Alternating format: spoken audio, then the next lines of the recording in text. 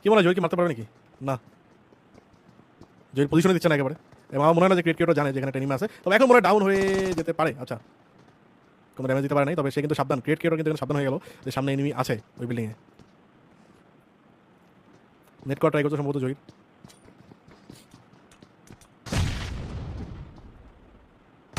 ও সেই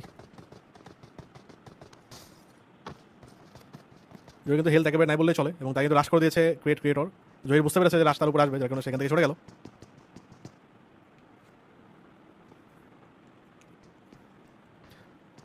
ও nice man, বুঝছে যে এখানে এনিমি আছে। আমরা জিনকে দেখতে পাচ্ছি, জিন কেন এদিকে এগিয়ে আসছে আমি জানি না। সে বুঝছে যে এখানে ফায়ার হচ্ছে, মোটামুটি ফাইট হচ্ছে, এনিমি এখানে আছে, হয়তো কিল নিতে আসছে সে এখানে, যদি এক চান্স একটা কিল পাওয়া যায় এখান থেকে আর কি। সো লেটস সি, আমরা এই ফাইটটাও দেখি এখানে।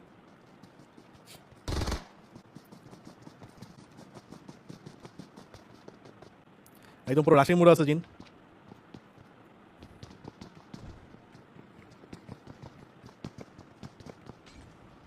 তো দেখা যাক কি হয়। আমি ফেস ক্যামটা একটু অফ করে দিই গাইস, কথা আমার একটু প্যারা লাগছে। না, বক্স আবার শুধু কেমন লাগে। ওকে, কেন জানি মনে হচ্ছে ক্রিয়েট ক্রিয়েটর এখানে ডাউন হতে পারে। ও, অ্যান্ড ক্রিয়েট ক্রিয়েটর শেষ হলো। জিন মোটামুটি এখান থেকে কিল পেয়ে গেল একটা। আমরা চলে যাবো